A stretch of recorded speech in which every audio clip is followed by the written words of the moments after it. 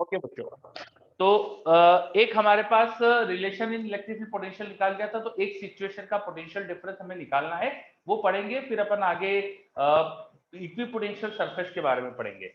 चलिए, तो पहले तो एक क्वेश्चन है आपके लिए। आई have a charge plate, this is a plate जिसके सरफेस पे चार्ज है ना। इसकी सरफेस पे चार्ज डेंसिटी सिग्मा है। ओनली वन सरफेस है इसकी, मतलब ये एक ही सरफेस पे जो चार्ज डेंसिटी सिग्मा है वो दिखाइए। इसकी दूसरी, ये बहुत ही पतली सी शीट है ना। प्लेट का मतलब ऐसा होता है जनरली थिक होती है, लोगों का मतलब प्लेट का थिक होती है, पर मैं एक्चुअली शीट बोल रहा हूँ एक्चुअली ये। तो दिस इज अ शीट, ठीक है।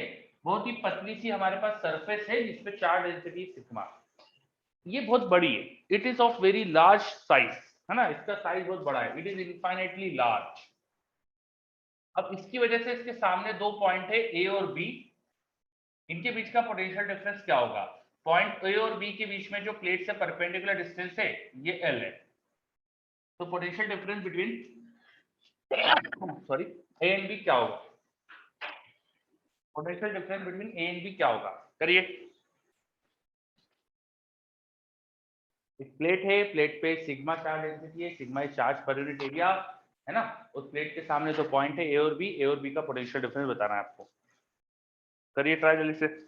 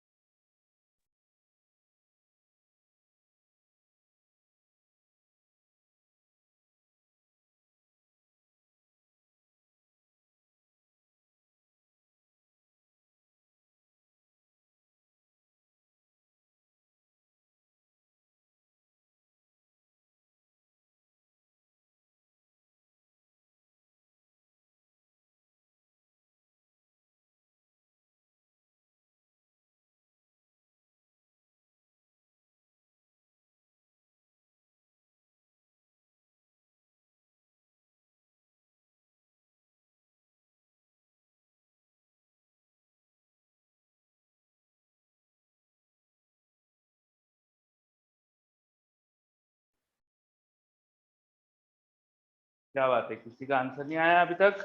बहुत आसान क्वेश्चन है, एक ही दिन में आंसर आ जाना चाहिए इसका।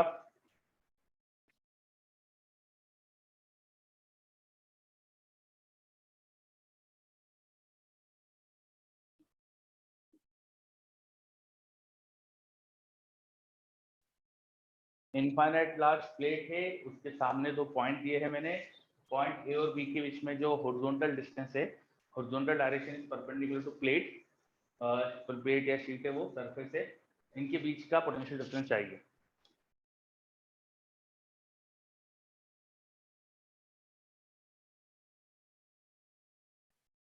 ठीक है वेदांत, वेरी गुड। बाकी बच्चे भी रिप्लाई करिए। माधव को भी आंसर आया, विभव का भी आ गया है, विभव का। ठीक है देवेश, और बाकी के आंसर्स?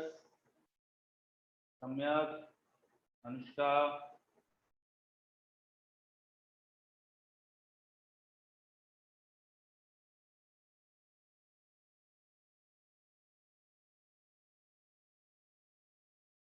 ठीक है।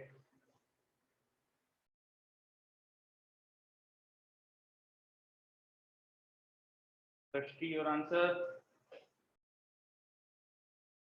कई बच्चों के आंसर आ रहे हैं, कई के अभी तक नहीं आए हैं, पर बहुत आसान क्वेश्चन है, याद होना चाहिए इसका। देखो आपको तो इलेक्ट्रिक फील्ड ड्यू टू, युवान गलत है, बुराउद्दीन गलत है। वैसे आंसर एवरीवन को मत दिया करो। अथर्व ठीक है। चलो देखिए, आपको इनफाइनाइट लार्ज प्लेट की इलेक्ट्रिक फील्ड मैंने डिराइव करवाई थी, तो आपको इलेक्ट्रिक फील्ड तो इसकी याद होना चाहिए कितनी होती है। एक इनफाइनाइट लार्ज प्लेट की इलेक्ट्रिक फील्ड प्लेट से परपेंडिकुलर डायरेक्शन में होती है, it is perpendicular to plate और यूनिफॉर्म होती है। इनफाइनाइट लार्ज प्लेट की इलेक्ट्रिक फील्ड यूनिफॉर्म होती है, प्लेट से परपेंडिकुलर होती है और कांस्टेंट आती है। कितनी आती है इलेक्ट्रिक फील्ड इसकी? Electric field is sigma by 2 epsilon naught. Due to infinite large plate electric field is sigma by 2 epsilon naught. तो इस इनफाइनाइट लार्ज प्लेट की इलेक्ट्रिक फील्ड आपको याद होना चाहिए थी बस। अब इलेक्ट्रिक फील्ड पता है ये यूनिफॉर्म है, तो यूनिफॉर्म इलेक्ट्रिक फील्ड में पोटेंशियल डिफरेंस सीखा है हमने। इलेक्ट्रिक फील्ड की डायरेक्शन में पोटेंशियल ड्रॉप होता है, उल्टी डायरेक्शन में बढ़ेगा तो VA minus VB will be positive, electric field से उल्टा होता है।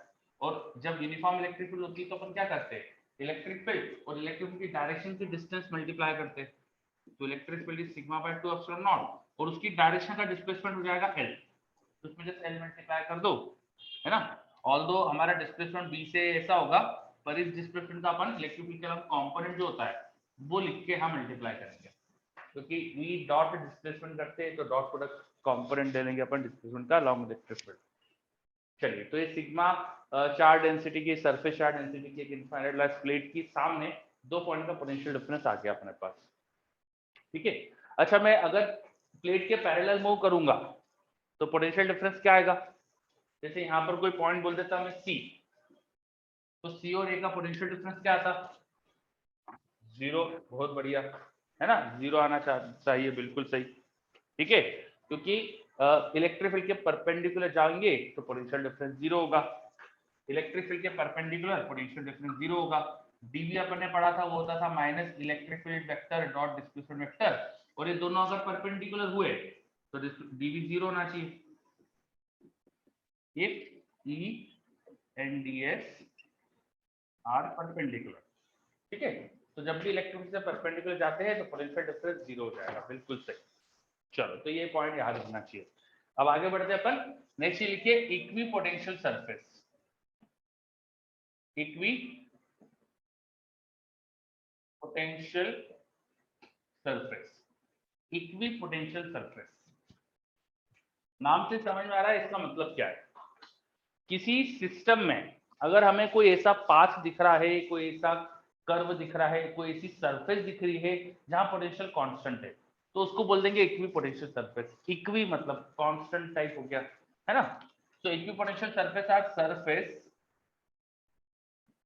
Over which potential is constant, ऐसी सरफेसेस जिस पे चलने पे पोटेंशियल में वेरिएशन नहीं आ रहा है उनको इक्वी पोटेंशियल सरफेस बोलेंगे, ठीक है।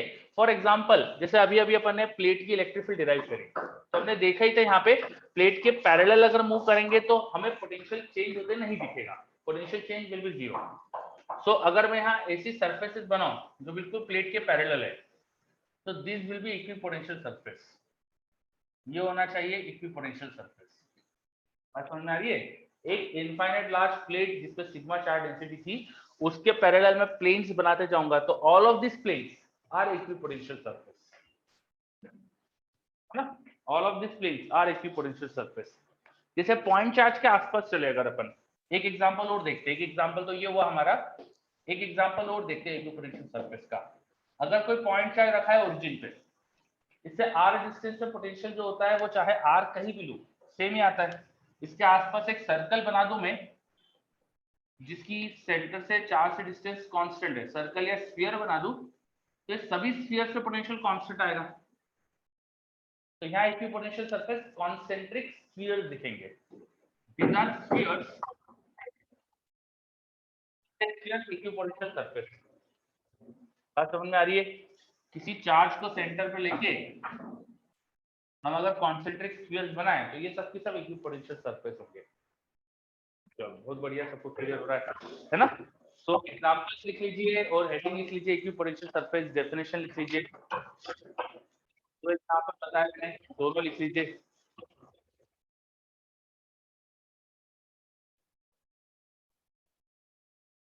थोड़ा शोर हो रहा है, यस बिल्कुल सही गोपाल, अभी अपन बात करेंगे लिखेंगे सही। मैं एक रॉड की बात करूं, इनफाइनाइट लेंथ की रॉड होती अगर मेरे पास, इनफाइनाइट लेंथ की रॉड होती तो ड्यू टू चार्ज रॉड उसके आसपास इलेक्ट्रिक फील्ड उससे परपेंडिकुलर होती है, और इलेक्ट्रिक फील्ड के परपेंडिकुलर जाने पर पोटेंशियल चेंज नहीं होता, इसलिए यहाँ पर इक्विपोटेंशियल सरफेस कोएक्सियल सिलेंडर्स बनेंगे, ये होगी यहाँ पर इक्विपोटेंशियल सरफेस। इस तरह के हमारे सिलिंड्रिकल सरफेसेस इक्विपोटेंशियल सरफेस होगी यहाँ पर, ठीक है। तो पॉइंट चार्ज की वजह से स्फीयर्स बनेंगे, रॉड की वजह से सिलेंडर्स बनेंगे, प्लेट की वजह से पैरेलल प्लेन्स बनेंगे, this all are equipotential surfaces. तो स्फीयर का केस क्या भैया, पॉइंट चार्ज से r डिस्टेंस पे जाओ तो किसी भी रेडियस पे जाओ पोटेंशियल सेम आता है ना। अगर किसी पॉइंट चार्ज से r डिस्टेंस पे जाओ तो कहीं भी जाके देखो पोटेंशियल आएगा q/r। चार r डिस्टेंस यहाँ जाओ यहाँ जाओ यहाँ जाओ यहाँ जाओ कहीं भी जाओ तो यहाँ पोटेंशियल सब जगह सेम, तो ये पोटेंशियल, ये स्फीयर जो होगा इक्विपोटेंशियल सरफेस हो जाएगी। चलो, तो ये हमने बात करी व्हाट इज इक्विपोटेंशियल सरफेस। अब इनकी कई सारी प्रॉपर्टी हमें दिख रही, समझ में आ रही है ना, तो अपन एक एक करके सारी प्रॉपर्टी लिखते हैं। तो आगे लिखिए, ये एग्जांपल ड्रॉ कर लीजिए जल्दी से, और फिर लिखिए properties of equipotential surface. Properties of equipotential surface, properties of equipotential surface. अब अपन प्रॉपर्टीज देखेंगे इक्विपोटेंशियल सरफेस। यस गोपाल, चलो पहला point work done in shifting the charge, work done in shifting the charge on equipotential surface, work done on shifting a charge on equipotential surface is zero. Work done in shifting a charge on equipotential surface is zero. किसी charge को एक equipotential surface पे अपन चला रहे, move करा रहे, कोई charge था जो यहाँ था, उसको यहाँ से घुमा फिरा के कहीं भी ले गए इसी सरफेस पे, हाँ प्रोवाइडेड इसी सरफेस पे, उसको घुमा फिरा के इसी सरफेस पे ले गए, उसको कैसे भी घुमाया फिराया और वापस से इसी सरफेस पे लेके आ गए, ठीक है। तो क्योंकि इनिशियल और फाइनल पॉइंट का potential same, work done zero. Initial और फाइनल पॉइंट का पोटेंशियल सेम तो वर्क डन जीरो। किसी एक चार्ज को उठाओ एक इक्विपोटेंशियल सरफेस के एक पॉइंट से उसी इक्विपोटेंशियल सरफेस के दूसरे पॉइंट लेके आ जाओ, तो वर्क डन जीरो करना पड़ेगा। आ रहा है समझ में? बिकॉज पोटेंशियल इज सेम तो work done will be charge into potential difference, तो जीरो आ जाएगा। यस, वेरी गुड, है ना। अगला point, next point, electric field lines are perpendicular to equipotential surfaces. Electric field lines are perpendicular to equipotential surfaces. Electric field lines are perpendicular to equipotential surfaces. आपको पता है कि charge की electric field line कैसी बनती है, इस rod की कैसी बनती है, इस प्लेट की कैसी बनी है, यहाँ बना भी रखी थी, तो दिख भी रहा है हमको कि electric field line equipotential surface से परपेंडिकुलर है। जैसे पॉइंट चार्ज पे ऐसे ऐसे रेडियल बनती थी इलेक्ट्रिक फील्ड लाइन, रॉड की वजह से भी रॉड के रेडियल डायरेक्शन में ऐसी इलेक्ट्रिक फील्ड लाइन होती थी, तो सिलेंडर की रेडियल डायरेक्शन हो जाएगी, देखो, है ना। आप कहीं भी देखेंगे तो electric field line will be perpendicular to equipotential surface. Why? Because electric field की डायरेक्शन जो होना चाहिए वो इक्विपोटेंशियल सरफेस से परपेंडिकुलर होना चाहिए, क्योंकि इलेक्ट्रिक फील्ड के परपेंडिकुलर जाएंगे तभी पोटेंशियल कांस्टेंट होता है। तो इलेक्ट्रिक फील्ड की डायरेक्शन और पोटेंशियल कांस्टेंट वाली जो डायरेक्शन है वो हमेशा परपेंडिकुलर होगी। जिस डायरेक्शन पोटेंशियल कांस्टेंट है और जिस डायरेक्शन में इलेक्ट्रिक फील्ड है, दिस विल बी परपेंडिकुलर। अरे बात समझ में? दिस पॉइंट अच्छे से क्लियर हो रहा है? Electric field lines are always perpendicular to electric equipotential surfaces. चलो बहुत बढ़िया। अगला point, two equipotential surface never intersect each other. Two equipotential surface never intersect each other. Two equipotential surface never intersect each other. Two equipotential surface never intersect each other. Any explanation? कोई आप explanation दे सकते हैं ऐसा क्यों होगा? बहुत आसान चीज है, बता सकते हो आप मुझे? Two equipotential surface never intersect each other. Yes, बिल्कुल सही, बिल्कुल सही। Electric field lines are perpendicular, तो जब इलेक्ट्रिक फील्ड लाइन कट नहीं करती तो इक्विपोटेंशियल सरफेस कैसे कट करेगी? दो सरफेस का दो अलग अलग परपेंडिकुलर डायरेक्शन हो जाएगी अगर एक जगह कट करेगी तो कभी कट नहीं करना चाहिए, सिंपल सी बात। बिल्कुल सही, बहुत बढ़िया, है ना, वेरी गुड। चलो फिर इक्विपोटेंशियल सरफेस बनाने के लिए हमने कुछ ना एक मान रखा है सबने मिलकर कि हम इक्विपोटेंशियल सरफेस हमेशा इक्वल पोटेंशियल ड्रॉप पे बनाएंगे।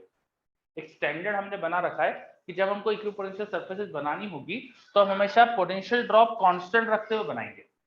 ये स्टैंडर्ड फॉलो नहीं भी करो तो चलता है, कोई ऐसा दिक्कत नहीं है, लेकिन अगर स्टैंडर्ड फॉलो करो तो क्या होगा, जहां इलेक्ट्रिक फील्ड स्ट्रॉन्ग वहां इक्विपोटेंशियल सरफेस पास पास होगी, और जहां इलेक्ट्रिक फील्ड वीक वहां इक्विपोटेंशियल सरफेस दूर दूर हो जाएगी, है ना। तो पहले तो स्टैंडर्ड क्या है पहले वो लिखते हैं, लिखो लिखो, एक मिनट, सेम होगा तो हाँ ठीक है, चलो तो लिखो, it is standard to draw, it is standard to draw equipotential surfaces, it is standard to draw equipotential surfaces at equal potential drops, it is standard to draw equipotential surfaces at equal potential drops, equal potential drops, हम equal equal potential drop पे equipotential surface बनाएंगे। तो अगर ऐसा case है तो बराबर बराबर पोटेंशियल ड्रॉप पर हमें सरफेस दिखाना है, तो बराबर बराबर पोटेंशियल ड्रॉप के लिए इन case of large plate large surface हमारे पास बराबर पोटेंशियल ड्रॉप के लिए बराबर बराबर डिस्टेंस जाना पड़ेगा, इक्वल इक्वल डिस्टेंस हमें मूव करना पड़ेगा अगर हमें इक्वल पोटेंशियल ड्रॉप चाहिए। तो यहाँ सारी इक्विपोटेंशियल सरफेस कांस्टेंट गैप पे बनेगी, यहाँ इक्विपोटेंशियल सरफेस कांस्टेंट गैप पे बनेगी, समझ में आ रहा है। लेकिन पॉइंट चार्ज के केस में ऐसा नहीं होगा, पॉइंट चार्ज के केस में क्योंकि चार्ज के पास में पोटेंशियल जो होता है वो तेजी से चेंज करता है, दूर जाते हो तो धीरे धीरे वेरी करता है। तो in case of point charge equipotential surface should be close initially, initially पास में होना चाहिए दूसरे के, ये धीरे धीरे इनकी गैप बढ़ना चाहिए, कुछ ऐसा। Distance between equipotential surfaces should go on increasing as you move away from the charge, समझे। Initially equipotential surface are very close and इनके बीच की जो गैप है देखो बढ़ाती मैंने, पहले यहाँ गैप कम थी फिर बढ़ाई फिर और बढ़ाई फिर और बढ़ाई, ठीक है यार। 1/r के हिसाब से 1/r के पर पोटेंशियल डिपेंड करता है, तो 1/r के हिसाब से यहाँ पे गैप बढ़ते जाएगी। तो इक्विपोटेंशियल सरफेस बनाने के लिए हम इक्वल इक्वल ड्रॉप पर बनाते हैं, और अगर ऐसा करे तो देखो जहां इलेक्ट्रिक फील्ड स्ट्रांग होती है वहां इक्विपोटेंशियल सरफेस क्लोज होगी, और जहां इलेक्ट्रिक फील्ड वीक है वहां इक्विपोटेंशियल सरफेस दूर दूर होगी। चार्ज के बिल्कुल पास में इलेक्ट्रिक फील्ड स्ट्रांग होती है तो इक्विपोटेंशियल सरफेस क्लोज है, और दूर जाते इलेक्ट्रिक फील्ड कम होती है तो इक्विपोटेंशियल सरफेस दूर हो जाती है। तो हम ऐसा लिख सकते हैं कि the distance between equipotential surfaces increases if electric field is weaker, ऐसा लिख सकते हैं अपन। अगला पॉइंट लिख लो, the distance between equipotential surfaces increases, the distance between equipotential surface increases if electric field drops, if electric field drops, if electric field drops, अगर electric field कम होगी तो इक्विपोटेंशियल सरफेस की डिस्टेंस बढ़ेगी, अगर इलेक्ट्रिक फील्ड कम होगी तो equipotential surface की distance बढ़ेगी।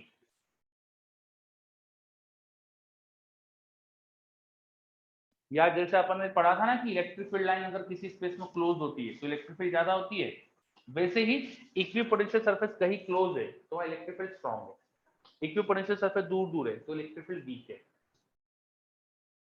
क्लियर हो रहा है पॉइंट ये। The distance between equipotential surface से भी हमको समझ में आ जाएगा कि इलेक्ट्रिक फील्ड वहां पे स्ट्रांग है कि वीक है। बोलो सब चीज क्लियर हो रही है।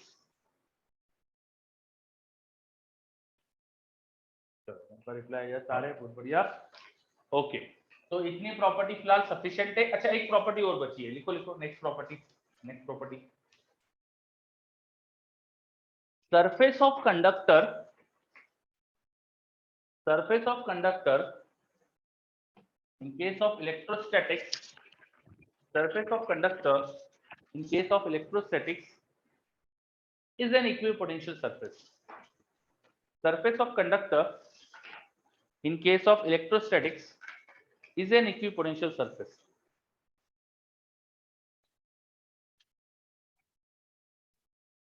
surface of conductor in case of electrostatics is an equipotential surface, किसी कंडक्टर की सरफेस इक्विपोटेंशियल सरफेस होगी अगर हम इलेक्ट्रोस्टैटिक सिचुएशन की बात कर रहे हैं तो। कोई बता सकता है, एक्सप्लेन कर सकता है क्यों होगा ऐसा? बताइए, एनीवन? मैं लिखा रहा हूँ आपको कि इक्विपोटेंशियल कंडक्टर की सरफेस इक्विपोटेंशियल सरफेस होगी, तो बताइए ऐसा क्यों लिखा रहा हूँ मैं?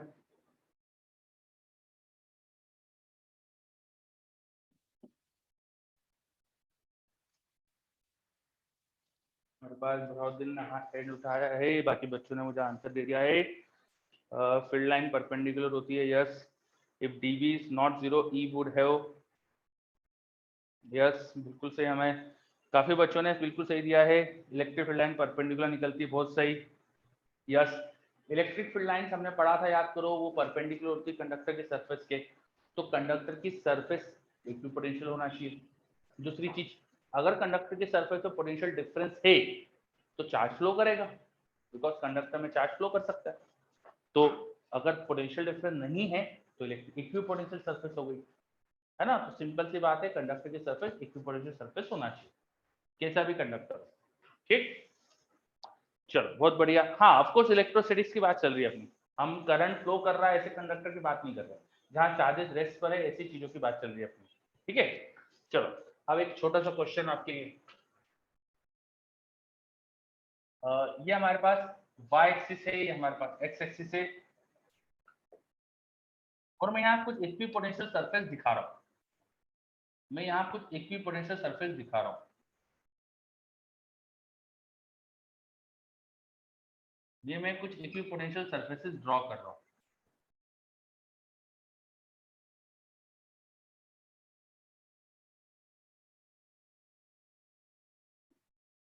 Okay, these are some equipotential surfaces.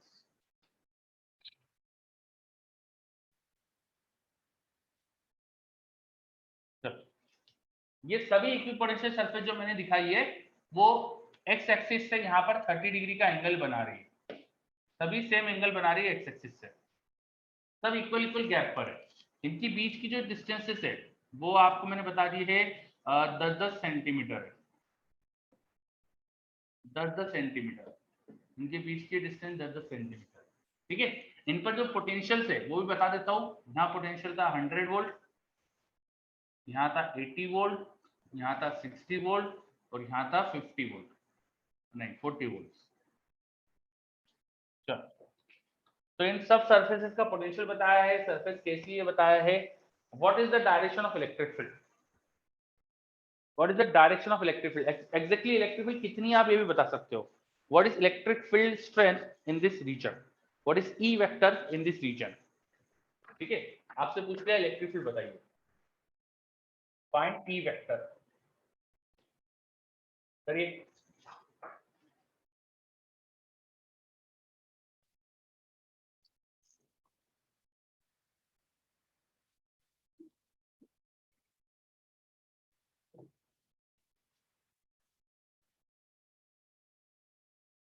Space में इलेक्ट्रिक फील्ड कितनी बताइए, वेक्टर फॉर्म में, आपको डायरेक्शन के साथ बताना है।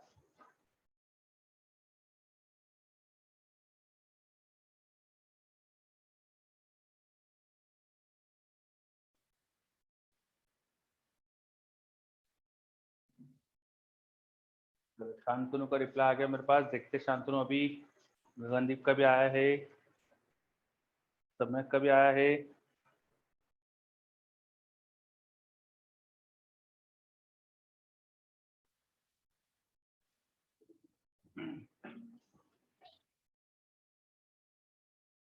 माधव का भी है, ठीक है।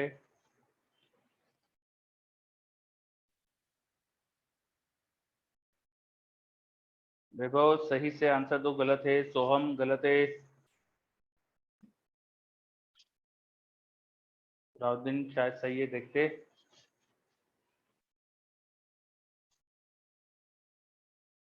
इलेक्ट्रिक फील्ड वेक्टर फॉर्म में देना है आपको, डायरेक्शन के साथ देना है।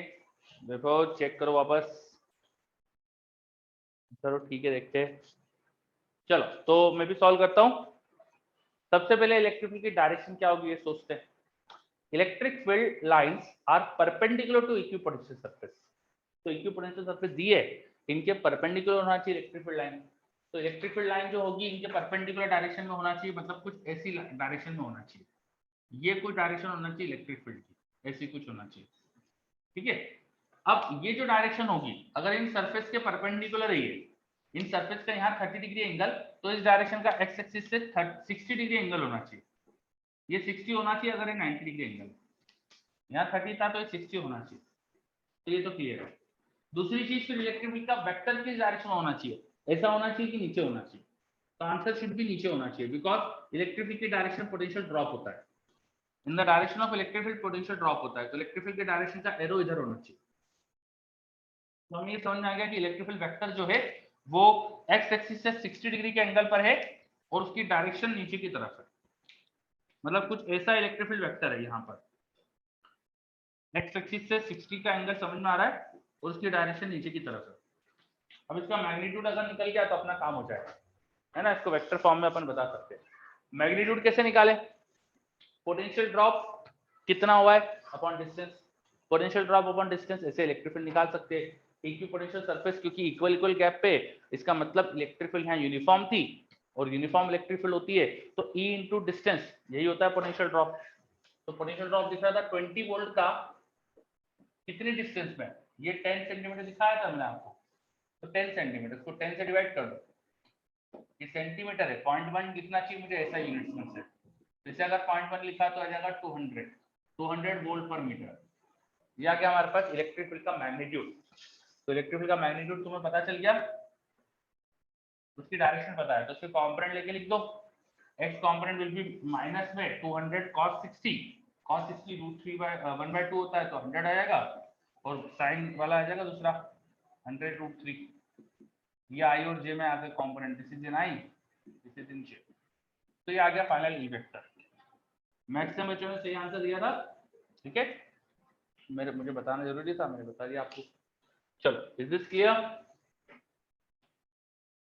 सबको अच्छे से आ गया, यस वेरी गुड, है ना। अब क्वेश्चन मैंने थोड़ा आसान दिया था आपको, मैंने डायरेक्टली ये वाली डिस्टेंस दी थी सरफेसेस के बीच में, है ना, ध्यान रखना मैंने कौन सी डिस्टेंस दी थी, ठीक है। और इस तरह का वेरिएशन आपको ऐसे ही क्वेश्चन ऐसे भी मिलेगा, वहां थोड़ा सा डिफर कर रही चीज, थोड़ा सा ध्यान से करना उसको, ठीक है। चलो आगे बढ़ते फिर, तो इक्विपोटेंशियल सरफेस वगैरह हैंडल कर सकते हैं अपन। अब पोटेंशियल हमारा कंप्लीट हो गया है, अब हम नेक्स्ट चीज स्टार्ट करेंगे इलेक्ट्रिक डायपोल, नेक्स्ट चीज हम स्टार्ट करेंगे इलेक्ट्रिक डायपोल, इलेक्ट्रिक डायपोल। चलो मेरे पास डाउट आया गगनदीप का कि 200 कैसे आया था, भैया पोटेंशियल डिफरेंस 20 का था, उसको डिस्टेंस से डिवाइड कर दो तो आ जाएगा, है ना। इलेक्ट्रिक फील्ड अपन लिख सकते हैं ना delta V by delta R, minus sign हटा दो, मैग्नीट्यूड निकालना हो तो डेल्टा R 10 सेंटीमीटर था, 20 था, डिवाइड कर दो आ जाएगा, ठीक है। चलो हाँ अब कंप्लीट हो गया है पोटेंशियल, तो VB2 VB3 100% हो जाएगी आपकी, है ना, पूरी 100% करना है। आगे बढ़ते हैं इलेक्ट्रिक डायपोल स्टार्ट करते हैं। तो सबसे पहले डायपोल पढ़ने से पहले हम समझेंगे what is dipole moment, dipole moment, ठीक है। पहले हम समझेंगे डायपोल मोमेंट क्या होता है। डायपोल मोमेंट किसी भी चार्ज के लिए डिफाइन कर सकते हैं, इट्स नॉट नेसेसरी कि चार्ज एक डायपोल बना रहा हो, किसी भी चार्ज के लिए डायपोल मोमेंट अपन डिफाइन कर सकते हैं, बिकॉज डायपोल मोमेंट की डेफिनेशन ही कुछ ऐसी है। Suppose I have a charge somewhere जिसका पोजीशन वेक्टर था r वेक्टर, जिसका पोजीशन वेक्टर था r vector, then we define dipole moment of charge, इसको अपन p वेक्टर से रिप्रेजेंट करते हैं, p vector is dipole moment, उसको डिफाइन करते हैं charge with sign into its का position vector, a charge with sign into its position vector gives you its dipole moment, a charge with sign, ये with sign डालना आपको, into position vector of charge, ये आपको देता है charge का dipole moment, तो उसको वर्ड्स में लिखूं तो p वेक्टर मतलब डायपोल मोमेंट वो होता है charge with sign multiplied with position vector pb of charge, this is how we define dipole moment, ये चीज समझ में आई क्या?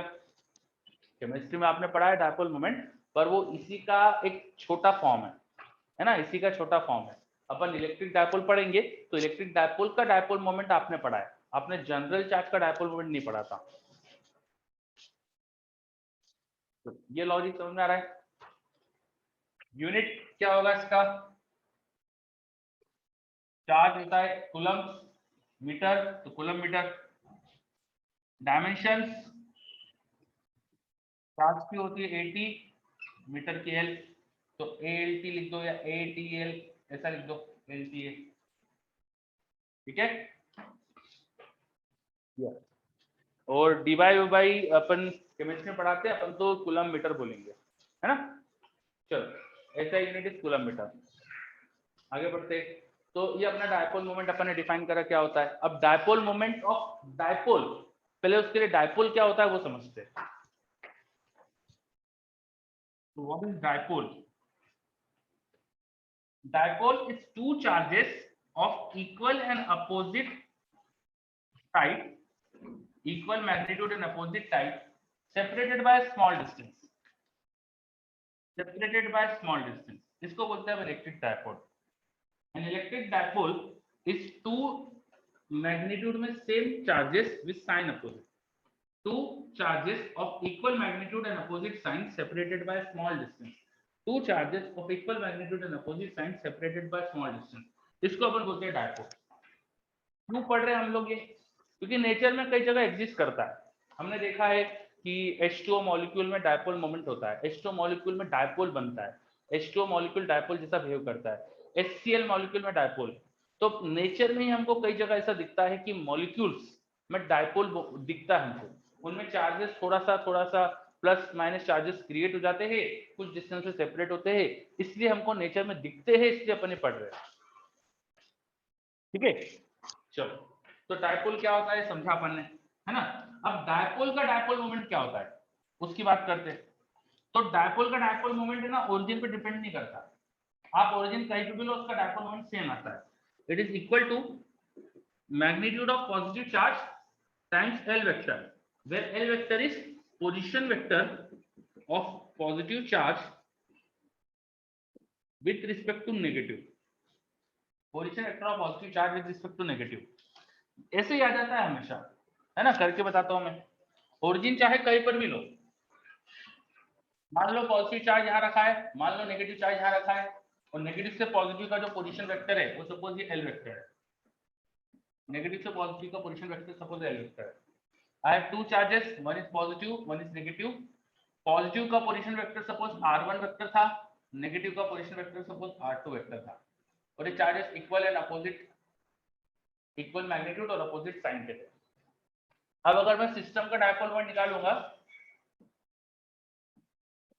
तो प्लस चार्ज की लिखूंगा plus Q into R1 vector, दूसरे के लिए लिखूंगा minus Q into R2 vector. किसी सिस्टम का डायपोल मोमेंट उसके हर पॉइंट चार्ज का डायपोल का ऐड कर सकते हो, डायपोल मोमेंट का एडिशन कर सकते हो। तो आप देखो यहाँ पे क्या हो रहा है, ये क्यू कॉमन आ रहा है, R1 vector minus R2 vector बन रहा है, और R1 minus R2 this is nothing but L vector. Hence a dipole, electric dipole जो होता है उसका dipole moment is independent of choice of origin, origin पर डिपेंड नहीं करता। वो होता है सिर्फ पॉजिटिव चार्ज का जो मैग्नीट्यूड है into vector from negative to positive charge. ये चीज समझ में आ रही है? सही अच्छे से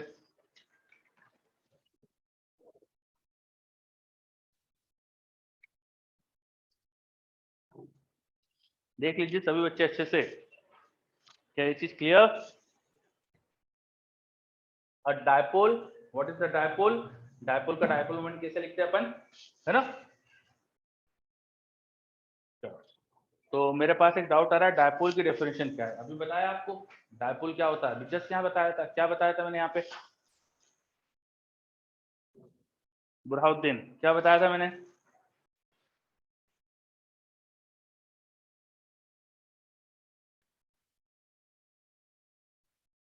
reply fast. Yes, two charges Burhanuddin को मेन डाउट था, तो आपको समझ में आ रहा है कि नहीं? बुरहानुद्दीन, डायपोल की डेफिनेशन यहाँ बताई थी आपको मैंने। What is dipole? Two charges of same magnitude but unequal science, opposite signs, separated by small distance, इसको बोलते हैं अपन dipole.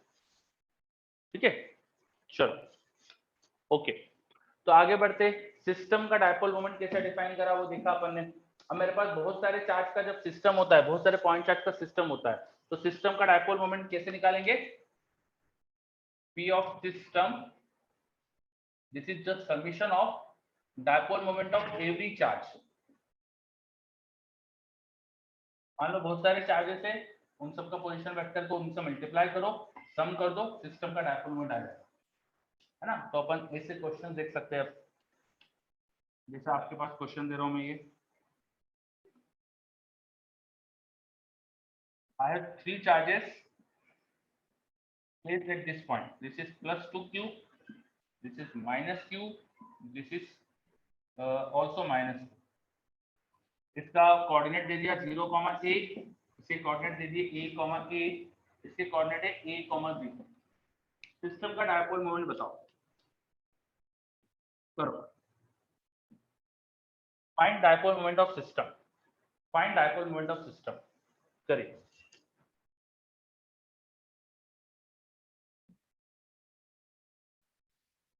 Find dipole moment of system.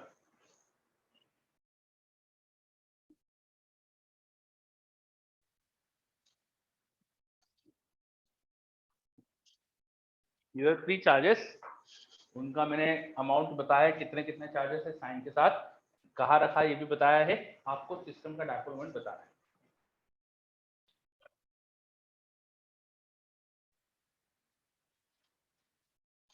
कैसे निकालते dipole moment? Charge into its position vector का सम कर दो, हर चार्ज इनटू उसके position vector का सम कर दो।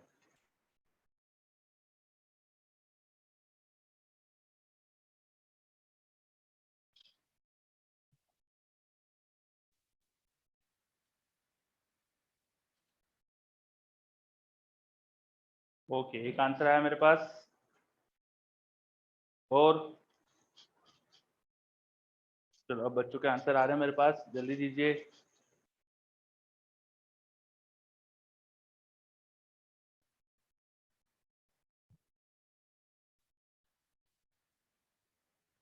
हमारे पास हर चार्ज के कोऑर्डिनेट दिए हैं, देखो मैंने, तो हर एक का पोजीशन वेक्टर आप लिख सकते हो, और उसमें चार्ज मल्टीप्लाई करना है, डायपोल मोमेंट हो जाएगा चार्ज, यहाँ से चालू कर रहा हूँ मैं, प्लस 2q इंटू उसका position vector 0i plus aj। दूसरा चार्ज माइनस q, उसका पोजीशन वेक्टर वो ai प्लस aj हो जाएगा। Last charge minus q, position vector should be ai। just add this, you will get dipole moment of system। so 2qa, q into a common ले लो, यहाँ 2j minus j, तो plus j बचेगा, ठीक है, minus i, ये क्या है लिखा है माइनस i, तो माइनस 2i बचेगा। ठीक है, फिर से चेक कर लेता हूं मैं, यहाँ पे 2j, फिर यहाँ पे माइनस j, तो यहाँ पे माइनस प्लस j बचेगा, और आई वाले टर्म में यहाँ पर माइनस आई है, यहाँ पर भी माइनस आई है, तो माइनस 2i। तो ये आ जाना क्या answer? q into A into minus 2i plus j। This should B dipole moment, this should B dipole moment of the system. तो बोलते थोड़ी आवाज कट रही है, नहीं यार, my voice is clear? Yes, बच्चे बोल रहे यस, ओके, ठीक है, वेरी गुड। कभी कभी हो सकता है आपको नेट की थोड़ी सी दिक्कत हो, तो ऊपर नीचे हो जाता है ना, ठीक है, छोटा मोटा चलता है, आप क्या करें। ओके, तो ऐसे अपन और भी क्वेश्चन आएंगे तो कर सकते हैं। अच्छा, इसमें एक चीज ध्यान रखना, यहाँ पे जितने चार्जेस है देखो सबका सम अभी 0 हो रहा है। जब भी ऐसा होता है, जब चार्जेस का सम 0 होता है, तो ओरिजिन पे डिपेंड नहीं करता डायपोल मोमेंट, ओरिजिन की चॉइस पे डिपेंड नहीं करता डायपोल मोमेंट क्या होगा। डायपोल मोमेंट हमेशा सेम आएगा। जैसे यहाँ पर मैं अगर एक्स एक्सिस और वाई एक्सिस चेंज कर दूं, तो दिखने में भले आपको फॉर्मूला बदला हुआ लगे, लेकिन वो वेक्टर सेम बनेगा। अभी जो वेक्टर है वो एक्स एक्सिस पे -2 और वाई एक्सिस पे +1, इसका मतलब जो वेक्टर बनेगा अपना, वो कुछ ऐसा बन रहा है, उसका यूनिट वेक्टर की डायरेक्शन में बोलूं तो उसका एंगल ऐसा कुछ है कि एक्स में उसका कंपोनेंट 2 है और वाई में 1 है, तो उसका टेन थीटा, ये अगर थीटा बोलो तो टेन थीटा 1/2 आ रहा है ना। अभी जो वेक्टर है उसका मैग्नीट्यूड तो ये लिखा अपने पास, इसका मैग्नीट्यूड निकाल लेंगे, यहाँ √5 आ जाएगा मैग्नीट्यूड मल्टीप्लाई करेंगे तो, और यूनिट वेक्टर की डायरेक्शन तो मैं दिख रही क्या है, ठीक है। अब आप एक्सिस बदल भी देते तो भी मैग्नीट्यूड उतनी आता और डायरेक्शन वही आती, नए एक्सिस में डायरेक्शन दिखने में वैसे ही दिखता हो, ठीक है। जैसे कि यहाँ पर मैं एक्सिस बदल के दिखा देता हूँ आपको। चलो मान लो मैंने एक्सिस को 45 डिग्री से घुमा दिया, मैंने मेरे एक्स एक्सिस वाई एक्सिस को 45 डिग्री से घुमा दिया, तो मेरे नया एक्स एक्सिस कैसा हो जाएगा, ये हो जाएगा एक्स एक्सिस नया, और ये हो जाएगा नया वाई एक्सिस। ये मेरे एक्स एक्सिस और वाई एक्सिस नए बन जाएगा। अब नए एक्सिस में इनके कोऑर्डिनेट्स आपको लिखते आना चाहिए, तो ये कोऑर्डिनेट नया वाला जो कोऑर्डिनेट होगा ये हो जाएगा √2a, 0, है ना। ये वाला कोऑर्डिनेट क्या होगा, इसका यहाँ पे 45 डिग्री का एंगल है, तो इसके कोऑर्डिनेट क्या होंगे, डिस्टेंस a थी, तो इसके कोऑर्डिनेट हो जाएंगे हमारे पास, x कोऑर्डिनेट होगा √2a/√2 and y coordinate will be -a/√2। ऐसे इसके कोऑर्डिनेट लिख देंगे, वो हो जाएगा a/√2, a/√2, ठीक है। मैं पुराने कोऑर्डिनेट हटा देता हूँ ताकि आपको नए अच्छे से दिखे, ये पुराने कोऑर्डिनेट मैंने हटा दिए, देखो।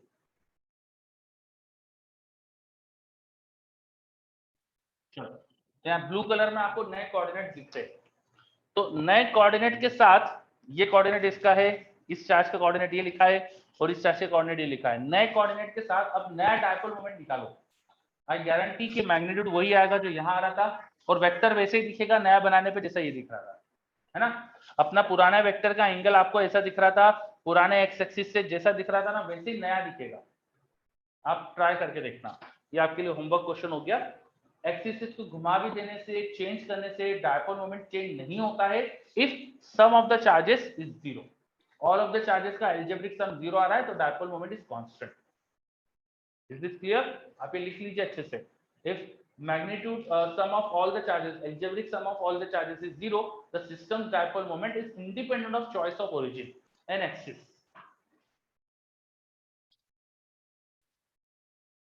If sum of charges in the system is 0, the dipole moment of system is independent of choice of origin and axes. ये पॉइंट लिखिए अच्छे से सबने।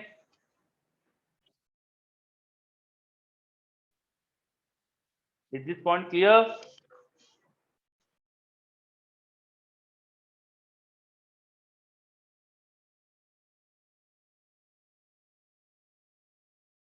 Yes, okay.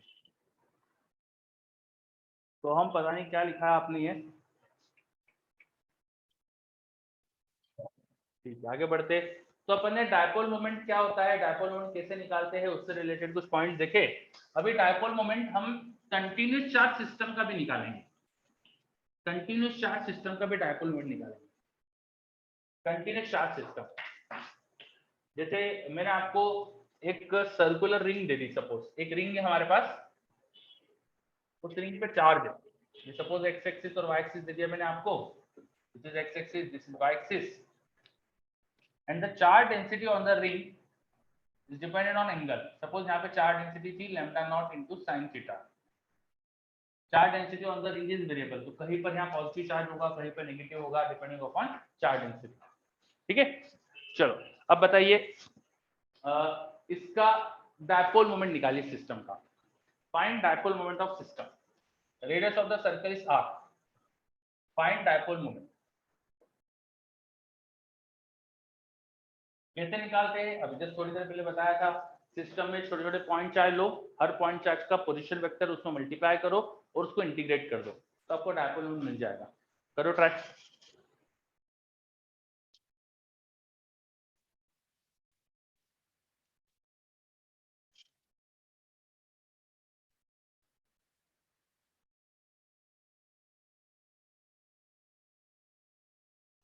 Dipole moment find करना है सिस्टम का, सिस्टम में charges into position vector multiply करके इंटीग्रेट करो।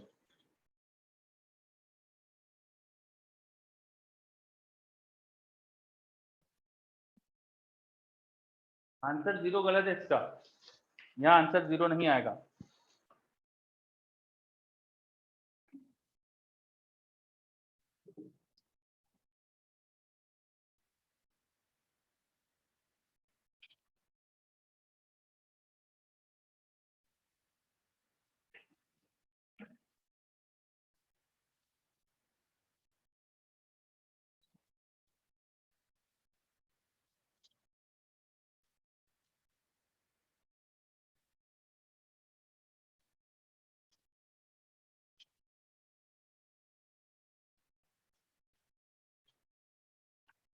चलो बच्चों के जवाब आ रहे हैं मेरे पास, पर आपको वेक्टर फॉर्म में देना चाहिए। Dipole moment is a vector quantity, answer should be in vector form.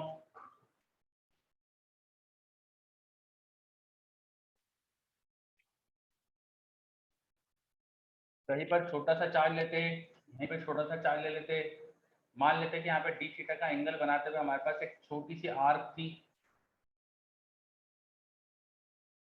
तो उस आर्क की लेंथ हो जाएगी आर डी थीटा। यहाँ पे आर्क की जो लेंथ होगी छोटी सी, it should be R D theta. तो इसको जो चार्ज हो जाएगा उसको लिखेंगे lambda, which is lambda not sine theta into R D theta, ये डी क्यू चार्ज आ गया। अब इसका पोजीशन वेक्टर क्या है?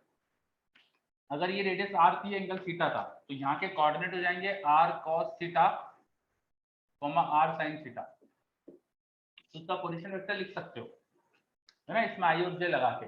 तो छोटा सा डायपोल मोमेंट वो हो जाएगा चार्ज इनटू उसका पोजीशन वेक्टर जो है आर कॉस थीटा आई cap plus r sine theta j cap.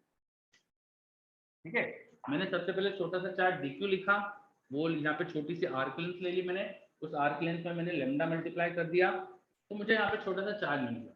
और फिर D Q into position vector of this D Q gives small dipole moment. अब इसे मैं इंटीग्रेट करने वाला हूँ। यहाँ तक की चीज समझ में आई?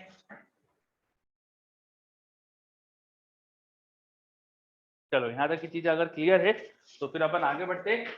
तो total dipole moment should be just integration of this small dipole moment. अब dq की वैल्यू रख देता हूँ, तो dq था लैम्डा नॉट, इसमें एक r था और यहाँ भी एक r है, r कॉमन ले लिया, r स्क्वायर। यहाँ पे साइन थीटा बचा, डी थीटा बचा, उसको अंदर भेज दिया मैंने, तो अंदर जाएगा यहाँ पे sine theta cos theta into D theta आई cap plus sine square theta into D theta J. ये एक्सप्रेशन बचेगा अंदर। एंड मुझे इसका करना है इंटीग्रेशन, कहाँ से कहाँ? थीटा की वैल्यू 0 से 2 पाई पूरे सर्कल के लिए। बस इसको इंटीग्रेट कर लो, lambda not are square is constant, बाहर ले लो, sin theta into cos theta is sin 2 theta by 2, उसका इंटीग्रेशन हो जाएगा cos 2 थीटा माइनस साइन के साथ बाय 2, और एक और 2 आ गया बाय 4।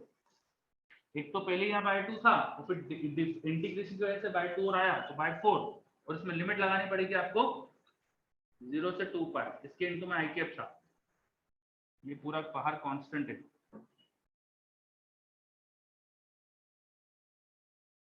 ठीक है, फिर साइन स्क्वायर थीटा को कन्वर्ट करो cos 2 थीटा के फॉर्मूले में, तो आता है 1 माइनस cos 2 थीटा बाय 2।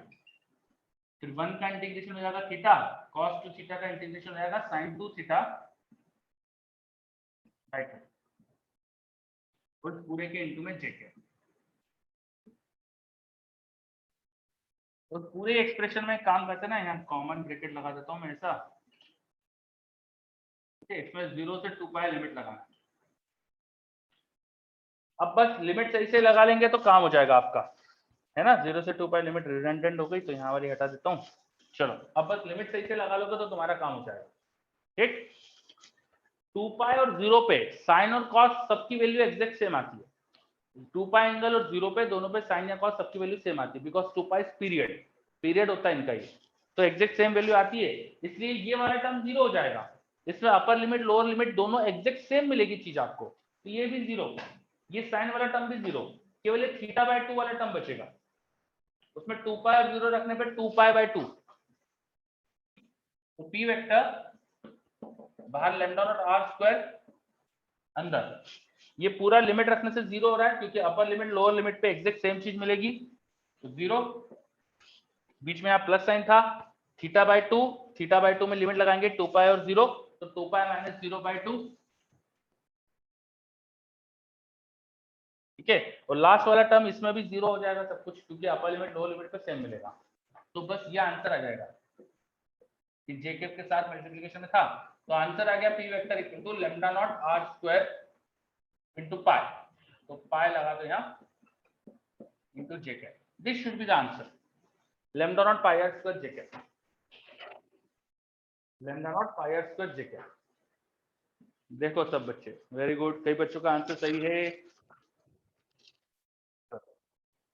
जिसका भी गलत हुआ है अच्छे से देखिए कि क्या गलती हुई है, आपने लिमिट सही लगाई थी कि नहीं, इंटीग्रेशन प्रॉपर्ली करा था कि नहीं। Sine theta into cos theta ये हो जाता है साइन 2 थीटा बाय 2, तो एक साइन 2 थीटा को इंटीग्रेट करके बाय 2 और आएगा, तो बाय 4 हो जाएगा यहाँ। वैसे ये लिमिट लगा के 0 होने वाला है तो कोई फर्क नहीं पड़ेगा। ऐसे यहाँ पर इंटीग्रेशन करा प्रॉपर्ली, ढंग से इंटीग्रेशन करो, this will be the answer.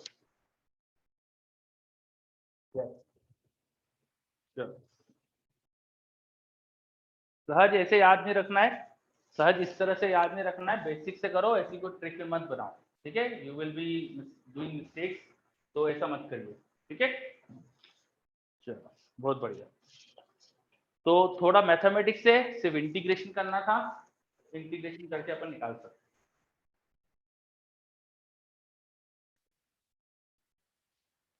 बच्चे पूछ रहे हेडिंग क्या थी, यस।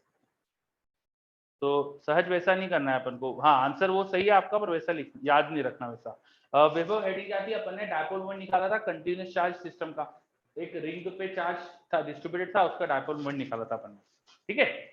चलो तो ऐसे और क्वेश्चन कर सकते हो आप, जैसे भी चार्ज डिस्ट्रीब्यूशन दे दे आपको, आप कर सकते हो। अब थोड़ा आगे बढ़ते हैं, ये हटा रहा हूं मैं, इलेक्ट्रिक डायपोल की स्पेसिफिक बातें करेंगे अब अपन। अभी अपन ने जनरल बातें करी, अब सिर्फ इलेक्ट्रिक डायपोल की बातें करेंगे। व्हाट इज इलेक्ट्रिक डायपोल, थोड़ी देर पहले बताया था आपको मैंने, it is two charges separated by small distance. एक अगर +2 एक अगर -2 है और बीच में डिस्टेंस L है, तो उसका डायपोल मोमेंट आप लिखते थे Q इंटू एल वेक्टर, और L वेक्टर होता था नेगेटिव चार्ज से पॉजिटिव की तरफ। तो dipole moment vector is directed from negative to positive, P vector is directed from negative to positive. P का मैग्नीट्यूड अगर निकालेंगे, let's say that is only P, वो आ जाएगा Q इंटू एल।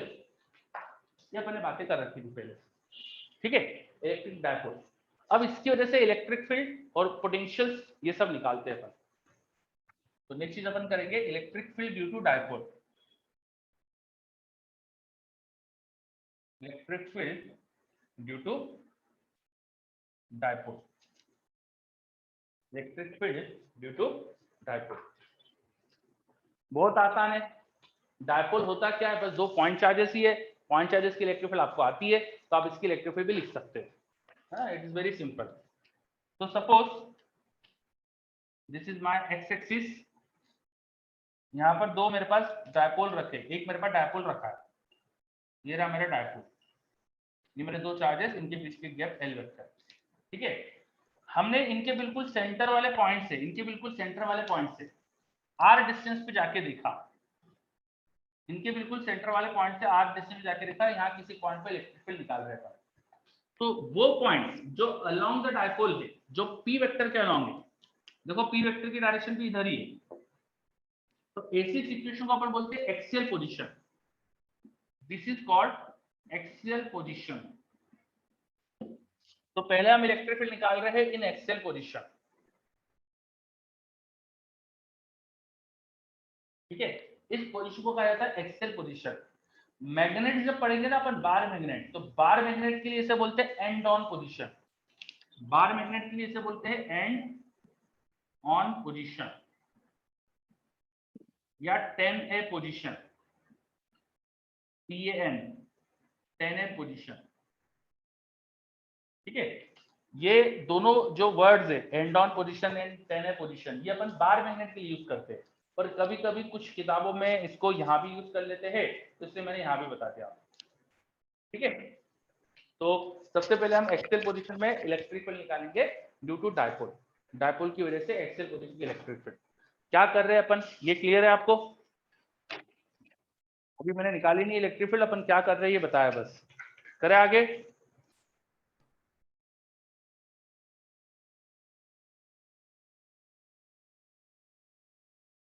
चलो ठीक है। नाउ अब मैंने मान लिया कि पॉजिटिव चार्ज इस P के पास में था, माइनस चार्ज थोड़ा दूर था। डायग्राम मैंने ऐसे बनाया, ठीक है। डायपोल की जो लेंथ थी वो थी L, तो यहाँ से डिस्टेंस L/2 हो जाएगी। तो प्लस चार्ज से P की डिस्टेंस R माइनस L/2 है ना, ये L/2 डिस्टेंस है और इधर भी L/2 डिस्टेंस है, और एकदम डायपोल के सेंटर से मैंने बोला था R डिस्टेंस है। तो यहाँ पर इलेक्ट्रिक फील्ड जो प्लस चार्ज की होगी वो पॉजिटिव चार्ज होने की वजह से राइट डायरेक्शन में होगी, माइनस चार्ज की लेफ्ट में होगी।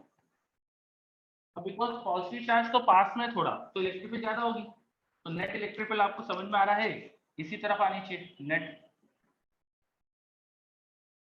Because electric field due to the positive charge will be more because उससे डिस्टेंस कम है, और नेगेटिव चार्ज की डिस्टेंस ज्यादा होने से इलेक्ट्रिक फील्ड कम होगी, तो नेट तो इलेक्ट्रिक फील्ड इधर आने वाली है। कितनी होगी अब ये मैग्नीट्यूड में वो लिखते हैं अपन, तो E net should be E due to positive charge minus E due to negative charge। मैं मैग्नीट्यूड लिख के सेपरेट कर दूंगा। पॉजिटिव चार्ज की इलेक्ट्रिक फील्ड होगी KQ upon distance which is R minus L/2 square, negative की होगी KQ upon distance which is R plus L/2 square. थोड़ा अरेंज कर लीजिए इसको, K और Q कॉमन आ रहा है, नीचे एलसीएम लो, ये मल्टीप्लाई करो, तो R minus L/2 का square into R plus L/2 का स्क्वायर, न्यूमरेटर में R plus L/2 का square minus R minus L/2 का स्क्वायर, ये एक्सप्रेशन आ रहा है। इसको अपन ने पहले भी देखा हुआ है, हमने ऐसे एक्सप्रेशन पहले भी सॉल्व करे हैं। यहाँ पर a square minus b square का फॉर्मूला लग रहा है ना, so E net is going to be k cube a square minus b square, ऊपर हो जाएगा a plus b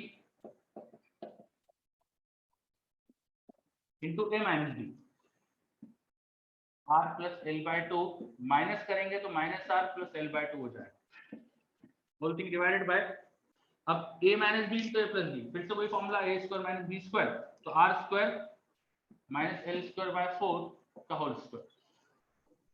थोड़ा देखो न्यूमरेटर में क्या हो रहा है, ये R और R 2R, L/2 L/2 गया, या R और R गया, L/2 L/2 L हो जाएगा। तो numerator I am getting k q, यहाँ पे 2R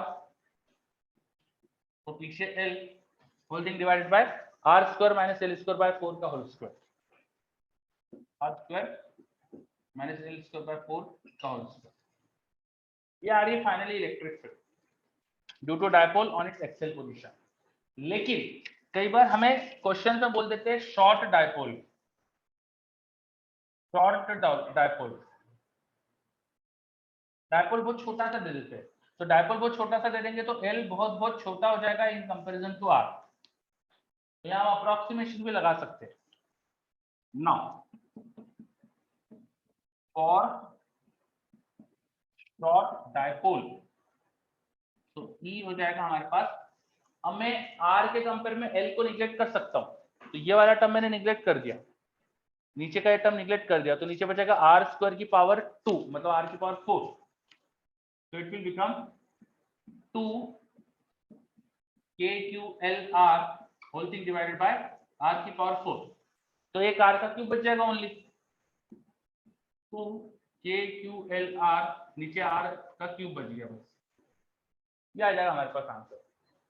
और Q into L, Q into L इसको तो P बोल सकते हो ना, P का मैग्नीट्यूड, Q इंटू एल ये तो P था ना, P dipole moment, so it should be 2kp by r cube, 2kp by r cube, ये आ गया इलेक्ट्रिक फील्ड, मैग्नीट्यूड निकाला। अभी डायरेक्शन क्या है इसकी, डायरेक्शन देखो डायपोल के अलोंग है ना, ये जो p वेक्टर की डायरेक्शन होती है उसी के डायरेक्शन में ना, ये p वेक्टर की डायरेक्शन भी इधर की तरफ ही थी, p वेक्टर की डायरेक्शन भी यही थी और इलेक्ट्रिक फील्ड भी वही है, तो क्योंकि p वेक्टर के पैरेलल है ये, तो अपन इसको ऐसा भी लिख सकते हैं, e vector equal to 2kp vector by r। ये चीज समझ में आ रही है, डायपोल की electric field on the axis of dipole, dipole की एक्सियल पोजीशन में हमने डिराइव करी, वो आ गई 2kp बाय r क्यूब। चलो बहुत बढ़िया, फटाफट से नोट कर लीजिए जल्दी से। पहला अभी तो केस हुआ है, डायपोल की एक्सियल पोजीशन में इलेक्ट्रिक फील्ड निकालिए। ठीक है, इसे नोट करिए, इसे अप्रोक्सीमेशन क्या करा है वो अच्छे से याद रखना।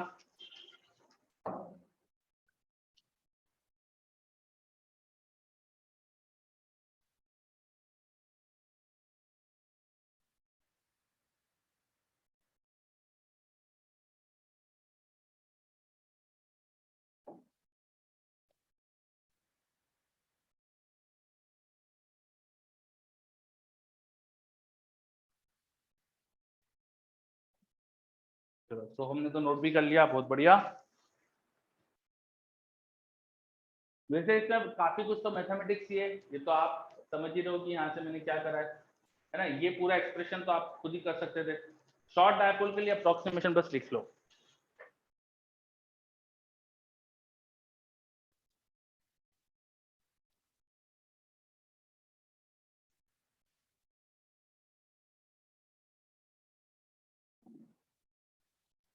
ओके, बच्चे मुझे बोल रहे डन, बहुत बढ़िया।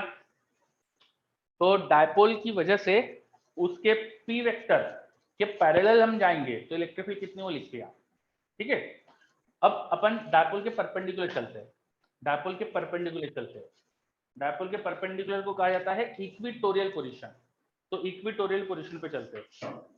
नेक्स्ट मैं ये हटा रहा हूं यहाँ से, एक्सेल के बदले हम यहाँ लिखेंगे इक्विटोरियल पोजीशन। डायग्राम हटाया बस अभी मैंने। अब हमारा डायपोल रखा हुआ था ऐसा, यहाँ प्लस यहाँ माइनस, और हम चलते हैं डायपोल से परपेंडिकुलर पॉइंट पे,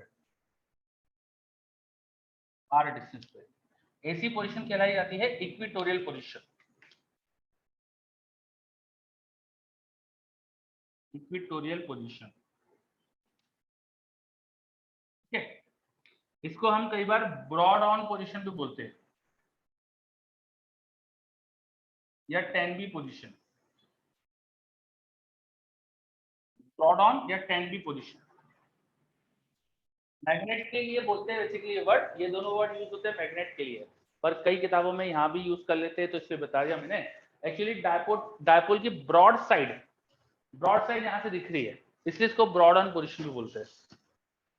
चलो अब यहाँ पे इलेक्ट्रिक फील्ड डिराइव करते हैं अपन, है ना। तो थोड़ा सा डायग्राम में थोड़ा बड़ा बनाऊंगा, ये पूरा हटा रहा हूं मैं, पिछला जो अपन ने डेरिवेशन करा था।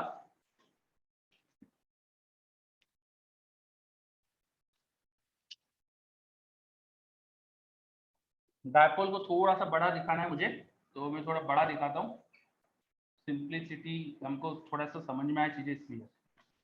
तो ये पॉइंट है जहां पर आपको इलेक्ट्रिक फील्ड निकालना है, जो आर डिस्टेंस पे। ये डायपोल की दोनों चार्ज सेंटर से L/2 डिस्टेंस पे होंगे। अब यहाँ से दोनों चार्जेस की डिस्टेंस आप जानते हो कितनी है, और आप ये भी जानते हो कि इलेक्ट्रिक फील्ड जो होगी प्लस की वजह से अवे फ्रॉम चार्ज होती है, माइनस की वजह से टुवर्ड द चार्ज होती है ना। तो ये दोनों ही इलेक्ट्रिक फील्ड वर्टिकल से सेम एंगल पर है, तो इनके वर्टिकल कंपोनेंट कैंसिल हो रहे हैं, और देखो हॉरिजॉन्टल ऐड होगा, तो नेट इलेक्ट्रिक फील्ड इस डायरेक्शन में आने वाली है। नेट इलेक्ट्रिक फील्ड इस डायरेक्शन में आने वाली पी पॉइंट पे, इस पॉइंट पे। क्या है, समझ में आ रहा है diagram? Due to positive charge, electric field will be like this. Due to negative charge, electric field will be like this.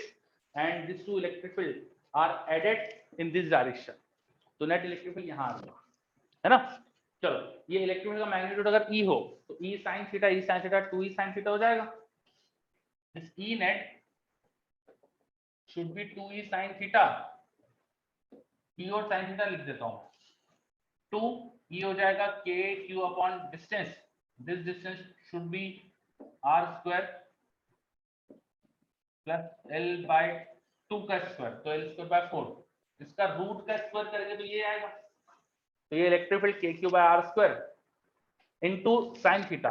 If this is theta, sin theta should be perpendicular upon hypotenuse, perpendicular upon hypotenuse, तो perpendicular है L/2, hypotenuse इसी का root. देख लो अच्छे से क्या करा है। E net it is KQL, ये 2 से 2 कैंसिल हो रहा है देखो, KQL upon R square plus L square by 4 की power 3/2। It's very easy for you because point charges की इलेक्ट्रिक फील्ड तो डिराइव कर रहे हैं अपन, तो पॉइंट चार्जेस के ऐसे काफी क्वेश्चन कर चुके हैं अपन। बस ये आ गया इलेक्ट्रिक फील्ड। ठीक है, अब किस डायरेक्शन में है ये, इसकी डायरेक्शन अगर ध्यान से देखे तो जो P वेक्टर की डायरेक्शन थी, ठीक देखो उसके अपोजिट है, it is just opposite of P vector. तो अगर इसे वेक्टर फॉर्म में लिखना है तो आप इसे ऐसा लिख सकते हैं, ये जो Q इंटू एल है इट इज P वेक्टर, उसका माइनस लगा के डायरेक्शन माइनस के साथ हो जाएगी, तो minus KP vector upon R square plus L square by 4 की पावर 3/2। और शॉर्ट डायपोल हो मेरे पास, और शॉर्ट डायपोल जो R होगा वो बहुत, L जो होगा वो छोटा हो जाएगा, तो यहाँ पे ये L स्क्वायर बाय 4 को निगलेक्ट कर दो, नीचे R क्यूब आना है, तो E नेट अब आ जाएगा हमारे पास minus KP vector by R cube. आ रहा समझ में? पिछली बार अपना 2KP vector by R cube आया था, अब आ रहा है minus KP vector by R cube. एक तो डायरेक्शन चेंज हो रही है और मैग्नीट्यूड हाफ हो गया। देखो एक्सियल पोजीशन पे 2KP बाय R क्यूब आ रहा है और इक्वेटोरियल पे KP by R cube, half magnitude और डायरेक्शन भी रिवर्स, हाफ मैग्नीट्यूड और डायरेक्शन भी रिवर्स।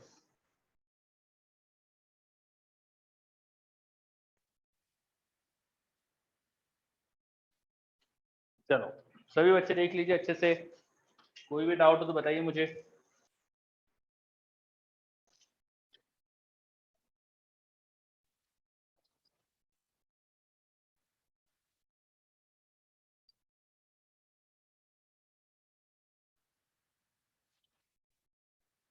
Is this noted?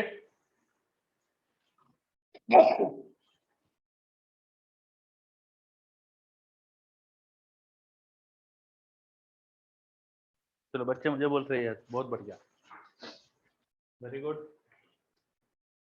चलो तो ये अपन ने अभी डायपोल की वजह से इलेक्ट्रिक फील्ड डिराइव करी on axial and equatorial position. अब जनरल पोजीशन, रैंडम किसी जनरल पोजीशन पे चलते हैं, है ना। मान लो हमें शॉर्ट डायपोल की बात कर रहा हूं, ये कोई छोटा सा डायपोल मोमेंट है P वेक्टर, छोटा सा कोई डायपोल रखा हुआ है यहाँ पे मेरे पास P वेक्टर। अब जनरल पोजीशन पे इसकी इलेक्ट्रिक फील्ड निकालेंगे, तो इसके सेंटर से R डिस्टेंस पे यहाँ कोई पॉइंट है और थीटा एंगल पर है, वहां पे मुझे इलेक्ट्रिक फील्ड लिखना है। डायपोल के सेंटर से R डिस्टेंस पे पॉइंट है, वहां पर मुझे इलेक्ट्रिक फील्ड लिखना है theta angle from dipole direction, dipole की डायरेक्शन से थीटा एंगल पर वो R है, वहां मुझे इलेक्ट्रिक फील्ड लिखना है। मुझे पता है शॉर्ट डायपोल के लिए उसकी इक्वेटोरियल पोजीशन पे इलेक्ट्रिक फील्ड क्या आती है और एक्सेल पे क्या आती है, थोड़ी देर पहले एक्सेल पे भी डिराइव करी थी हमने। अगर एक शॉर्ट डायपोल होता है मेरे पास, शॉर्ट डायपोल, तो उसकी एक्सेल पोजीशन पे जाए अगर अपन R डिस्टेंस पे, तो यहाँ इलेक्ट्रिक फील्ड होती है 2KP vector by R cube, और इसकी इक्वेटोरियल पोजीशन पे जाए तो इलेक्ट्रिक फील्ड अपोजिट आती है, वो आती है KP by R cube minus KP vector by R cube. ये आप जानते हैं, शॉर्ट डायपोल के लिए आपको दोनों तरफ इलेक्ट्रिक फील्ड पता है, ठीक है। तो क्यों ना, अच्छा डायपोल मोमेंट जो होता है वो तो वेक्टर होता है, ये एक वेक्टर है, तो क्यों ना इसके कंपोनेंट ले ले, इसके कंपोनेंट ले ले। तो हम ये कर सकते हैं, जहां हमको इलेक्ट्रिक फील्ड निकालना थी ना, डायपोल के दो कंपोनेंट ले लो, one component of dipole will be along this line and one will be perpendicular to this line। जो परपेंडिकुलर हो जाएगा वो हो जाएगा P sin थीटा, जो अलॉन्ग हो जाएगा वो हो जाएगा P cos थीटा। सही बात है क्या? देखो डायपोल एक वेक्टर क्वांटिटी है, वेक्टर क्वांटिटी के मैं दो कंपोनेंट ले सकता हूं, तो P के मैंने दो कंपोनेंट ले लिए, P cos theta, P sin theta. Is this clear? देखो ये चीज समझ में आ रही है? We are finding electric field at general position, P vector at general position. तो उसके लिए मैंने क्या करा, जो मेरी पोजीशन थी उस पोजीशन के अलोंग डायपोल के दो कंपोनेंट एक परपेंडिकुलर एक पैरेलल ले लिया। अब जो P cos थीटा है उसके लिए एक्सियल पोजीशन है, तो एक्सियल पोजीशन की इलेक्ट्रिक फील्ड आप जानते हो कितनी होती है, वो एक्सिस के डायरेक्शन में आती है और कितनी होती है 2kp by R cube due to P cos theta यहाँ जो इलेक्ट्रिक फील्ड होगी वो इस डायरेक्शन में होगी और कितनी होगी 2kp cos theta by R cube, है ना। और जो P sin थीटा है उसकी डायरेक्शन नीचे है, तो इसकी वजह से वहां इलेक्ट्रिक फील्ड होगी ऊपर की तरफ अपोजिट डायरेक्शन में, और कितनी होती है kp बाय आर क्यूब। और ये वाला dipole moment P sin theta है, इसलिए मैंने वहां P sin थीटा लिखा। देखो समझो मैंने क्या करा है, मैंने डायपोल के दो कंपोनेंट ले लिए और इंडिविजुअल कंपोनेंट की वजह से इंडिविजुअल इलेक्ट्रिक फील्ड लिख दी। अब इनका एडिशन करके नेट इलेक्ट्रिक फील्ड आ जाएगी। तो net electric field should be addition of this two electric field. Net electric field resultant electric field इनका वेक्टर एडिशन हो जाएगा। कितना होगा वेक्टर एडिशन मैग्नीट्यूड में, वो लिख सकते हो आप। दो परपेंडिकुलर वेक्टर से देखो इनमें kp बाय आर क्यूब तो कॉमन है, तो kp बाय आर क्यूब तो कॉमन ले लो, रूट ओवर यहाँ 2 cos थीटा का स्क्वायर तो 4 cos स्क्वायर थीटा प्लस यहाँ साइन स्क्वायर थीटा, एक sine square theta plus cos square theta को 1 कर लेना तो आ जाएगा kp by R cube into root over 3 cos square theta plus 1। क्या ये समझ में आ रहा है? जनरल पोजीशन पे हमने इलेक्ट्रिक फील्ड निकाली डायपोल की वजह से। मैंने क्या ट्रिक लगाई, मैंने डायपोल के दो कंपोनेंट ले लिए, दोनों कंपोनेंट की अलग अलग इलेक्ट्रिक फील्ड लिखी और उनका वेक्टर एडिशन करके नेट इलेक्ट्रिक फील्ड लिखी। देखो चलो फिर से देख लो, P का एक component along R vector, P का एक component perpendicular to R vector, तो P का कंपोनेंट इधर और इधर लिखा। P cos थीटा की वजह से यहाँ इलेक्ट्रिक फील्ड जो होगी, इस P cos थीटा की वजह से यहाँ जो इलेक्ट्रिक फील्ड होगी वो डायपोल की एक्सियल पोजीशन वाली इलेक्ट्रिक फील्ड होगी। P cos थीटा के लिए ये एक्सियल पोजीशन है ना, P cos थीटा के अलोंग वाली पोजीशन है, तो ये डायपोल के अलोंग वाली पोजीशन की इलेक्ट्रिक फील्ड क्या होती है 2kp बाय आर क्यूब। तो इसको लिखा मैंने 2kp, P हो जाएगा P cos theta by R cube, और दूसरी जो डायपोल मोमेंट था वो P sin थीटा था, उसकी इलेक्ट्रिक फील्ड उसकी डायरेक्शन के अपोजिट में होती है, वो होती है kp sin theta by R cube. इनका वेक्टर एडिशन करके नेट इलेक्ट्रिक फील्ड आएगी, तो वेक्टर एडिशन का मैग्नीट्यूड क्या होता है वो लिख दिया मैंने। ठीक है, देखो अच्छे से, इज दिस क्लियर?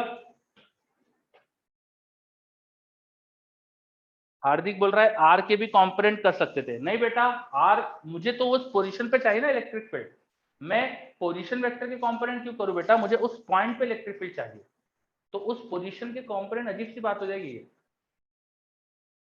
ठीक है, और माइनस केपी है ना इक्वेटोरियल में, यस देखो डायपोल का ये वाला जो डायपोल मोमेंट है उसकी डायरेक्शन नीचे की तरफ थी, नीचे की तरफ थी, और मैंने इसकी वजह से यहाँ इलेक्ट्रिक फील्ड देखो ऊपर दिखाई है, अपोजिट दिखाई है, तो दिखा दिया अपोजिट और मैग्नीट्यूड लिख दिया, है ना, मैंने मैग्नीट्यूड लिखा है देखो वहां पे। अच्छा ये नेट इलेक्ट्रिक फील्ड का है, एंगल अगर अल्फा कहोगे तो टेन अल्फा क्या दिख रहा है, टेन अल्फा क्या दिख रहा है,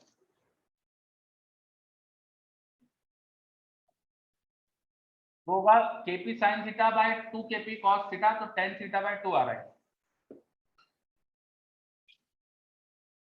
यस, तो डायपोल से थीटा एंगल पे जाके जो इलेक्ट्रिक फील्ड दिखती है, डायपोल से थीटा एंगल पे जाके जो इलेक्ट्रिक फील्ड दिखती है वो इस आर वेक्टर से भी एक एंगल पे दिखती है, इस आर वेक्टर से भी एक एंगल पे दिखती है ना, ये आर की डायरेक्शन से भी एंगल पर है, और वो एंगल का टेन जो होता है वो यहाँ टेन थीटा का हाफ होता है। ये समझ में आया अपन को, इस डायपोल से थीटा एंगल पे जाके इसकी डायरेक्शन से थीटा एंगल पे देख रहे हैं अपन जाके, तो वहां जो इलेक्ट्रिक फील्ड होगी इस लाइन से भी अल्फा एंगल पे मिलेगी, और वो अल्फा टेन थीटा बाय 2 होता है, और वो मैग्नीट्यूड ऑफ इलेक्ट्रिक फील्ड ये रहा नीचे लिखा हुआ, ये ई नेट। चलो क्या समझ में आया अच्छे से? डायपोल की वजह से, शॉर्ट डायपोल की वजह से इलेक्ट्रिक फील्ड किसी भी रैंडम जनरल पोजीशन पे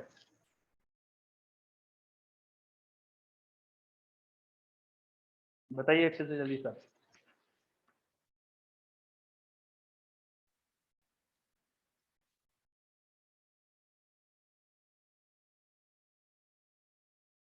बहुत बढ़िया सोहम। चलो आज डाउट क्लास में क्या करेंगे, तो मैंने आपको एससीबी में कुछ क्वेश्चन बोला था वो आप करके आइए। आपको जो बिगनर बॉक्सेस बोले हैं उनमें जो भी डाउट है वो पूछ सकते हैं। तो ये सब अपन डाउट क्लास में करेंगे, ठीक है। आपके जो डाउट्स है वो आप लेके आ जाइएगा। चलिए, तो अपन ने इलेक्ट्रिक फील्ड निकाल दी। अब मैंने डायपोल को ऐसे एक्सियल पोजीशन पे भी निकलवा दी, इक्वेटोरियल पे भी निकलवा दी इलेक्ट्रिक फील्ड, और जनरल पे भी निकलवा दी। अब पोटेंशियल निकालेंगे अपन। नेक्स्ट चीज electric potential. Electric potential due to dipole. Electric potential due to dipole, ये काफी आसान चीज है पोटेंशियल, बिकॉज पोटेंशियल स्केलर होता है। ये काफी आसान हो जाएगा बिकॉज पोटेंशियल स्केलर होता है। चलो पहले तो अपन ये इक्वेटोरियल का निकाल लेते हैं क्योंकि उसका डायग्राम सामने बना हुआ है मेरे, है ना। तो पहले इक्वेटोरियल का निकाल लेते हैं। एनी गेस यहाँ पोटेंशियल क्या आएगा, बताओ। यहाँ पोटेंशियल क्या आएगा बताओ जल्दी से। एक बच्चे का जवाब आया मेरे पास, विभो का। और बच्चे बताइए।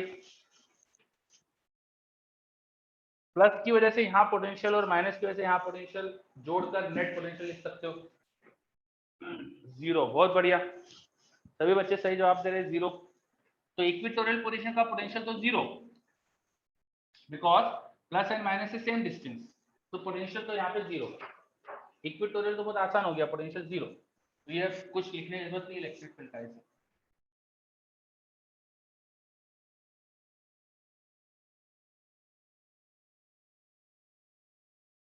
ठीक है, तो इक्वेटोरियल पोजीशन में तो पोटेंशियल जीरो समझ में आ रहा है, बिकॉज प्लस और माइनस से डिस्टेंस इक्वल है ना। जितना यहाँ प्लस का पोटेंशियल उतना ही माइनस का, तो जीरो। ठीक है, V zero because V due to plus, दोनों एक साइन अपोजिट है, तो ये तो समझ में आ ही रहा है अपन को, है ना। ये आप खुद से लिख सकते हो। चलो अब एक्सेल पे चलते हैं, इक्वेटोरियल तो आगे समझ में, अब एक्सेल पे चलते हैं। तो एक्सेल का पोटेंशियल डायग्राम ऊपर बना देता हूं मैं। ये प्लस और माइनस चार्जेस है, सेंटर पॉइंट से अपन आर डिस्टेंस पे चल रहे हैं। यहाँ पोटेंशियल लिखना है अपन को यहाँ पे। तो प्लस की वजह से पोटेंशियल जो होगा वो आएगा K Q by R minus L by two, minus की वजह से होगा K minus Q upon R plus L by two. K और क्यू कॉमन लो, नीचे एलसीएम में R square minus L square by 4, ऊपर R plus L by two minus R minus L by two. देखो ये आर से are cancel हो रहा है, तो पोटेंशियल हो रहा है K Q L upon R square minus L square by 4। Q into L को पी बोल सकते हो, तो K P upon R square minus L square by 4। तो फिर शॉर्ट डायपोल के लिए भी लिख लेना, फॉर शॉर्ट डायपोल आर बहुत बड़ा हो जाएगा एल के कंपेयर में, तो पोटेंशियल आएगा K P upon R square. Electric field आती थी केपी बाय आर क्यूब, वहां पी बाय आर क्यूब चलता है, यहाँ पी बाय आर स्क्वायर होता है। इलेक्ट्रिक फील्ड एक्सियल पे आती थी 2 केपी बाय आर क्यूब, यहाँ पोटेंशियल में 2 वर्ड भी हट गया, 2 लेटर भी हट गया, only KP by R square हो गया। ये पोटेंशियल आ गया एक्सियल पोजीशन का, इक्वेटोरियल का जीरो। देख लो अच्छे से, देख लो अच्छे से।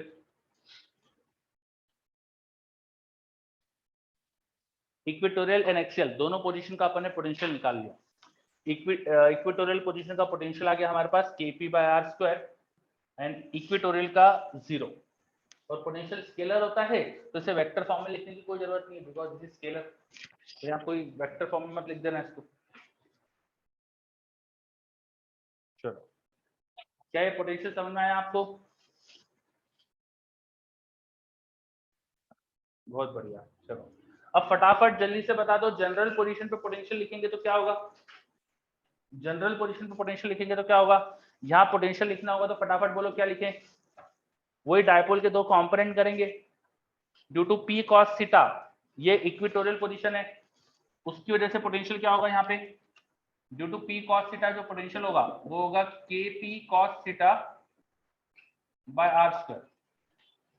Due to this P cos theta, due to this P cos theta, इस पी कॉस थीटा की वजह से इक्वेटोरियल पोजीशन है तो पोटेंशियल आएगा K P cos theta by R square, और इस पी साइन थीटा की वजह से क्या आएगा, जवाब दो जल्दी, जीरो। बहुत बढ़िया, इस पी साइन थीटा की वजह से यहाँ जीरो पोटेंशियल, इक्वेटोरियल में जीरो होता है ना, इक्वेटोरियल में जीरो, एक्सेल पोजीशन में लिख दिया अपन ने, इस पी कॉस थीटा की वजह से एक्सेल का पोटेंशियल ये, और इस पी साइन थीटा की वजह से इक्वेटोरियल का जीरो, तो नेट आंसर फिर वही रह जाएगा, बस जनरल का आंसर वही हो गया। ठीक है, चलो तो ये अपन ने पोटेंशियल भी डिराइव कर दिया जनरल पोजीशन पे। Is this clear?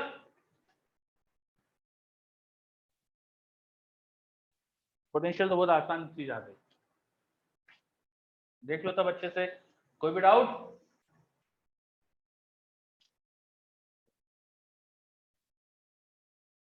नो, बहुत बढ़िया। चलो तो फिर आज अपन यही रुकते हैं, इलेक्ट्रिक डायपोल पढ़ा, इलेक्ट्रिक डायपोल की वजह से field, potential, electric dipole moment क्या होता है, अलग अलग सिस्टम का डायपोल मोमेंट, ये सब चीजें करें।